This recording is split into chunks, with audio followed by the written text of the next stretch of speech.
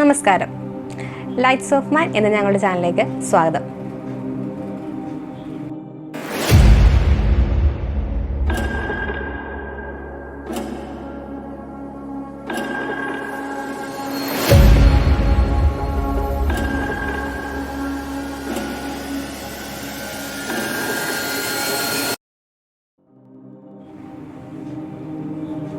ഭഗവാൻ ശ്രീകൃഷ്ണൻ ഇഹലോകവാസം വെടിഞ്ഞു.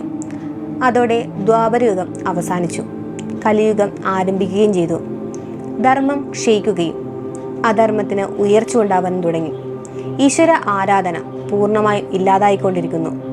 കലിയുഗത്തിലെ ഈ അവസ്ഥയും വിഷമസ്ഥിതിയും അറിയിക്കാൻ വേണ്ടി ബ്രഹ്മാവും ദേവന്മാരും കൂടി വൈകുണ്ഠത്തിലെത്തി ഭഗവാൻ വിഷ്ണുവിനെ കണ്ടു.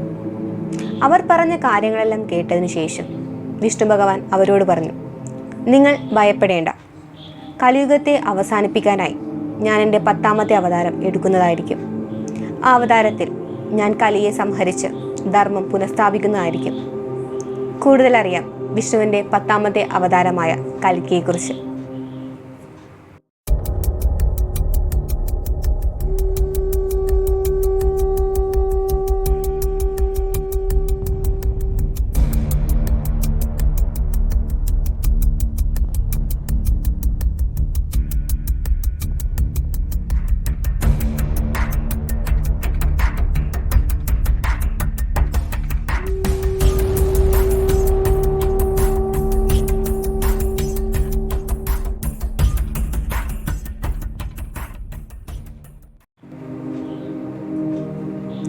കൽക്കി അവതാരം ഇനിയും ജനിച്ചിട്ടില്ലാത്ത, അല്ലെങ്കിൽ ജനിച്ചോ എന്ന് നമുക്ക് അറിവില്ലാത്ത മഹാവിഷ്ണുവിൻ്റെ 10ാമത്തെ അവതാരത്തെക്കുറിച്ച് വേദവ്യാസൻ എഴുതിയ ഭവിഷ്യപുരാണത്തിൽ നമുക്ക് കാണാൻ സാധിക്കും.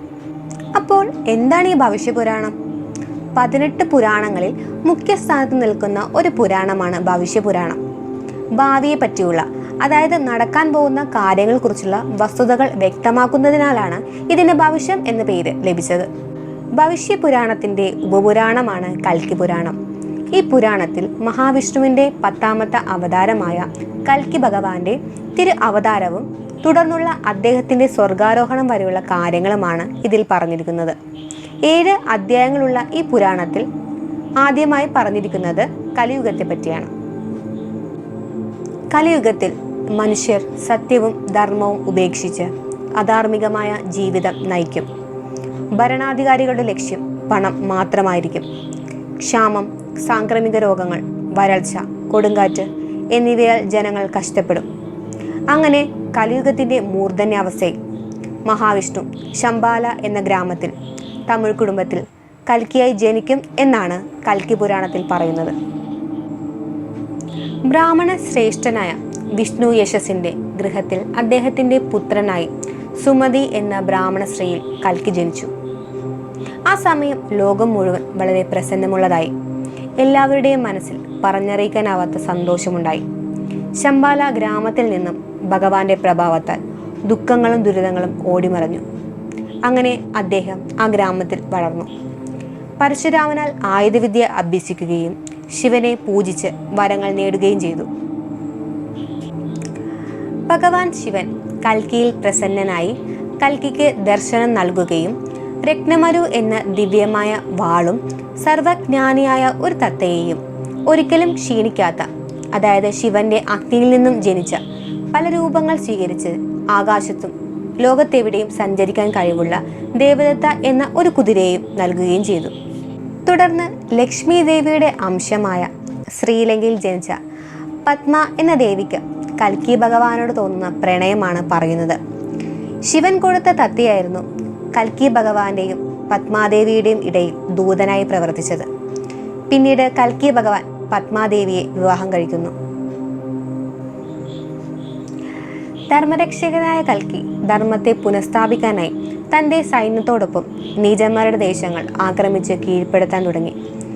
അത്തരത്തിൽ യുദ്ധത്തിൽ നടക്കുന്ന പല കാര്യങ്ങളെപ്പറ്റിയും കൽക്കി പുരാണത്തിൽ വിശദീകരിച്ച് പറയുന്നുണ്ട്. അതിനെപ്പറ്റി ഞാനിപ്പോൾ കൂടുതലായി പറയുന്നില്ല.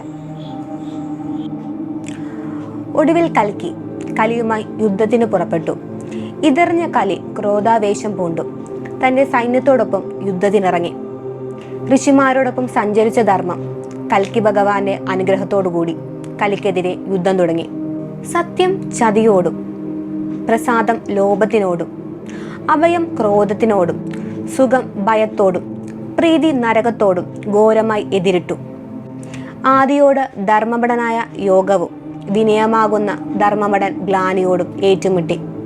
ബ്രഹ്മാദിദേവന്മാരെല്ലാം ആ ഘോരയുദ്ധം കാണുവാനായി എത്തിച്ചേർന്നു.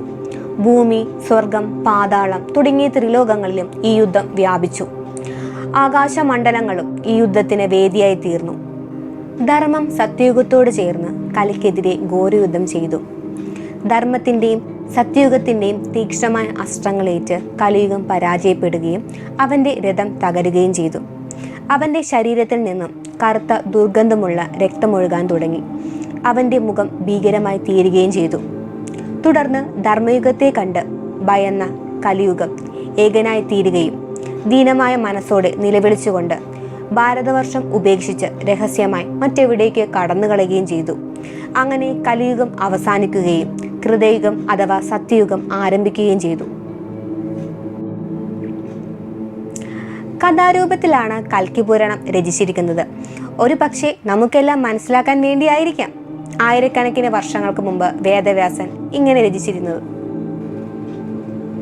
കൽക്കി പുരാണത്തിൽ പറയുന്ന കലിയുഗത്തിലെ ജനങ്ങളുടെ അവസ്ഥ തന്നെയല്ലേ നമ്മളിപ്പോൾ ജീവിച്ചു കൊണ്ടിരിക്കുന്ന ഈ ലോകം. 1000 വർഷങ്ങൾക്ക് മുമ്പ് വേദവ്യാസൻ എഴുതിയ ലിപികൾ സത്യമായി കൊണ്ടിരിക്കുവല്ലേ. ഇപ്പോഴത്തെ ഭരണാധികാരികളുടെ ദുർഭരണങ്ങളും അവർ മൂലം കൊള്ളയടിക്കപ്പെടുന്ന നാടും അതിനെല്ലാം ഉദാഹരണങ്ങളല്ലേ. ജനങ്ങളിൽ കാമചിന്തകൾ വർദ്ധിക്കുന്നതിൻ്റെ ഉദാഹരണങ്ങളല്ലേ പ്രായമാകാത്ത പെൺകുട്ടികളെ, എന്തിന് വൃദ്ധയായ സ്ത്രീകളെ പോലും പീഡനത്തിന് ഇരയാക്കുന്നത്. മറ്റൊന്നല്ലേ പ്രളയവും സാംക്രമിക രോഗങ്ങളും. ധർമ്മവും സത്യവും ലോഭവും പ്രസാദവും ഒക്കെ നഷ്ടമായിക്കൊണ്ടിരിക്കുവല്ലേ. ഇങ്ങനെയൊക്കെ ചിന്തിക്കുമ്പോൾ നമ്മൾ ഓരോരുത്തരിലുമുണ്ട് ഓരോ കലി. നമ്മൾ തന്നെയാണ് കൽക്കിയും. മാറേണ്ടത് നമ്മളാണ്, മാറ്റി ചിന്തിക്കേണ്ടതും. നമ്മൾ നമ്മളോട് തന്നെയാണ് യുദ്ധം ചെയ്യേണ്ടത്. അങ്ങനെ കലിയുഗം അവസാനിക്കട്ടെ, ധർമ്മയുഗം ആരംഭിക്കട്ടെ. ഈ വീഡിയോ ഇഷ്ടമായ നിങ്ങൾ ലൈക്ക് ചെയ്യാനും ഷെയർ ചെയ്യാനും മറക്കരുത് കേട്ടോ. അതുപോലെ തന്നെ സബ്സ്ക്രൈബ് ചെയ്യാതെയാണ് ഈ വീഡിയോ കാണുന്നതെങ്കിൽ ഒന്ന് സബ്സ്ക്രൈബ് ചെയ്തോളൂ. അതുപോലെ ബെൽ ബട്ടൺ ഇനേബിൾ ചെയ്യാൻ മറക്കരുത് കേട്ടോ. അതുകൂടാതെ തന്നെ നിങ്ങളുടെ വിലയേറിയ അഭിപ്രായങ്ങളും നിർദ്ദേശങ്ങളും കമൻറ്റിലൂടെ ഞങ്ങളെ അറിയിക്കാൻ മറക്കരുത്. അടുത്ത ഒരു നല്ല വീഡിയോയുമായിട്ട് വരുന്നതുവരേക്കും നന്ദി.